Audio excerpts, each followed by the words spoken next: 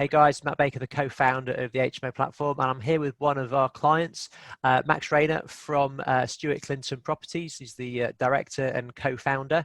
Hello. So Max, thanks for joining us today. No problem. So I just wanted to ask a few questions about your experiences at the HMO platform. So tell us a little bit about your life before joining the group. Okay, so before joining the HMO platform, I was a landlord with a few buy-to-lets and a couple of basic HMOs. So we already knew a little bit about HMOs as a concept, and we tried a couple of them before. And whilst they were working and they were fairly profitable, they were bog standard HMOs, I would say, which is kind of like the norm and what is quite saturated about the market at the moment. And as quite forward thinkers, we wanted to put ourselves in a situation where our HMOs were the best on the market and take it to the next level, which is actually your guys saying next level HMOs, but it's true. And we wanted to be in a completely different band of competition, which is why we looked for help doing that. And the HMO platform has helped us do that. So we are now just finishing our project. We've been with you guys for about just under a year now, and we're finishing one of our larger projects. And the difference in spec standard compared to the ones that we're doing before is astronomical. We've made some huge steps up, and we wouldn't have been able to do it or have the ideas to implement some of the things that we have into this one without the help of the HMO platform. The rents are going to be in the top 5% of the market, whereas the rents of our ones before are lower. They're probably more towards the norm. And we have already had people interested in viewing it before it's even been advertised on the market. So really pleased with it so far. And hopefully many more of those ones. It's also given us a lot more confidence to go for the bigger stuff as well. So quite often our comfort zone was like 5 and 6 bed HMOs. I guess the push from not just yourself and Niall, but from the whole group and from the knowledge and from everyone doing it together helps us tie up some bigger stuff. And that's exactly what we're doing. We're actually just about to tie up a 12-bedroom ex-care home that we plan to convert into a 15-bedroom co-living space. No way would we be looking at doing that without the support from the group and you guys. So life is changing. Yeah, and that's a cracking deal. I think that's important. You know, you guys just taking it from where you were, because you're already doing good stuff, and I knew what you were doing before, and just ramping it up, as you say, taking it to the next level. So it really does help with that, getting in the top 5% of consistency and the ability to keep those tenants longer. So it will have a positive impact on your bottom line. Less voids, more money, and happier tenants, and then happier landlords, basically. Well, exactly. That's what we talk about, as you know, about having well-being for tenants and well-being for landlords. You know, they're both just as important as each other. But when we put the tenant at the heart of what we do, the tenant first thinking, which is what you guys do, I agree. Yeah, it really does have a positive impact on the business itself. So a quick question about when you were looking for someone to help you with your portfolio, what was it that drew you to the HMO platform as to someone else who maybe does something a little bit similar? I think the transparency for one. Obviously, I did know of you and Matt and Niall. I knew of you and Niall before, and I knew the way that you worked, and I knew that you were honest, you were transparent. You weren't like some of the other property trainers out there that claim to make people rich overnight and make people believe in miracles. You say how it is, and you're honest about the problems that you're going to experience as a property investor, which is important because, you know, when you're learning to do this, you don't want people to tell you, oh, there's going to be no problems. You want to trust that the people have experienced these problems before and can help you with them when you come across them, which is exactly what you and Niall have done, because I know that you've experienced your own hurdles, and it's great. We want to be around people that have kick the hurdles out of the way in front of us. So we knew that was good, but also the quality of your HMOs were quite aspirational to us. So looking at the stuff that you've done and seeing the proof in the pudding made it a great fit. So, and also it's I know it's down in Brighton at the moment, but there's talk about changing some of the locations. But Brighton was quite a easy access for us on the train as well. Yeah, so the location, yeah, because we do like to do some of this stuff in person. Obviously, at the moment we're on Zoom, we're virtual, we're face to face. But actually, I think that the face to face way that we're doing stuff through the internet, I think is probably working just as well, if not better, for some people than before. So I don't know how you found it now that we're online versus being in the room.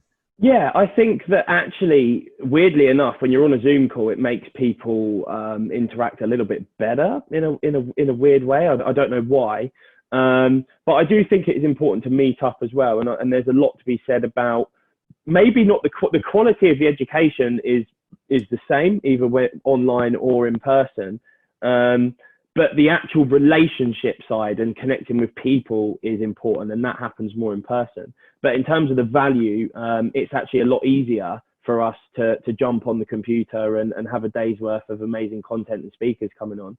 So I think it still works. I think it would. Well, there's no such thing as online now anyway, because everything's online and it's offline.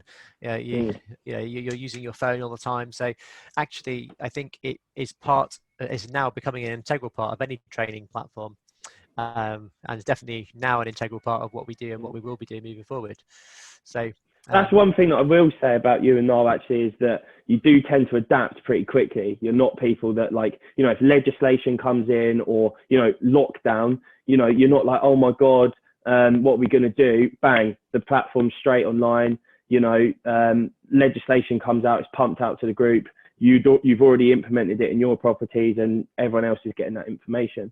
So, you do the legwork for us, because I'm not one for spending hours trying to find out, what EICR report I need, or, how my room sizes need to be on my HMO. I'd rather just someone tell me that. So that's what you do.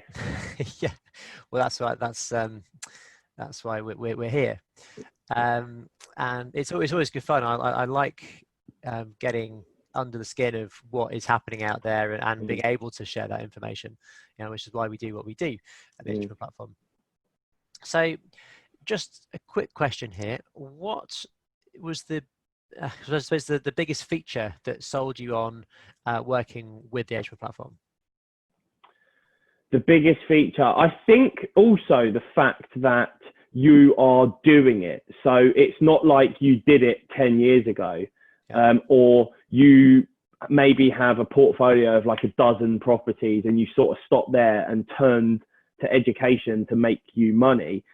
You are doing it right now and you are continuing to do deals.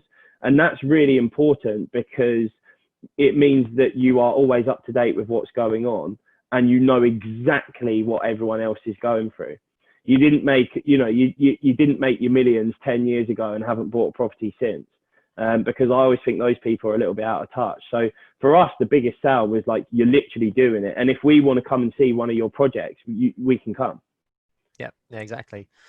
So just on the other side, when you were making that decision to whether or not to join the Mastermind and do the HMO platforms, workshops and trainings, what was going through your head which was saying, maybe I don't want to do this? So what obstacles did you overcome within your own mind before you decided to take the plunge? Well, let's be honest. When everyone's making a decision with this sort of thing, it's like, oh, do I really want to pay a monthly subscription to something like this? Could I spend that money in something else? Is the big one. But if I add up what we've spent as to the value that we've got in regards to the mistakes that we potentially could have made, it's an investment. And actually, I genuinely believe that the advice that you guys have given us has cost us less in mistakes. And actually, if we did it on our own, or with another group that weren't as qualified, it could have cost us a lot more. So we kind of looked at that and was like, oh, actually, if it's only this much in a year, weigh up that in regards to the amount of mistakes that you could be making in regards to your projects, and we see it as money saved, as money spent. Oh, brilliant. Yeah, well, I think it's a really good way of putting it. So better to avoid the costly mistakes.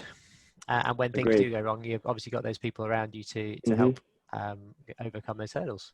Because if you So, look at everyone, you know, everyone needs a mentor, and everyone needs someone showing them how to do it. Not that they won't get it, you know, not that they won't be successful, but there's proof in the pudding that if you're around people that are doing it and you have people showing you how to do it, you're going to get to that goal a lot quicker and spending a lot less. fantastic. Yeah, thank you very much. And one final question, which you can answer or not. What has exceeded your expectations since working with us? You can give an example. What has exceeded my expectations? Probably the amount of contact. With these sorts of groups, you tend to join, and then, you know, you may not get an answer that quickly, or, you know, you may be limited to sending a few messages, a few emails, or a phone call. You know, obviously I don't expect you guys to pick up the phone every 5 minutes, but whenever I've called or whenever I've sent a message in the WhatsApp group or an email, I've received a response in a faster manner than I thought I would have. And I don't feel like a burden either, because I get a bit like that. Even when I'm paying for education, I feel like, oh, if I'm calling too much, I don't want to be too much of a burden. And I've never felt like that at all. Good. Well, I'm glad. I'm glad it's working. The system works. Excellent. Well, thank you for coming on. No worries. And I do actually have one last question. Okay, go on. Always question. So, what would you say you have been able to achieve since being with the HMO platform? Since I've been with the HMO platform, I now am a full-time property investor. I quit my job in February 2020, so property is now full-time for me, and I don't think I would have had the confidence to do it if I hadn't had the knowledge of the HMOs, because it wouldn't have been on buy-to-lets on their own. Yeah, fantastic. I think about sums it up. Cheers for spending some time with us, Max. No worries, Matt. About your experiences. No problem.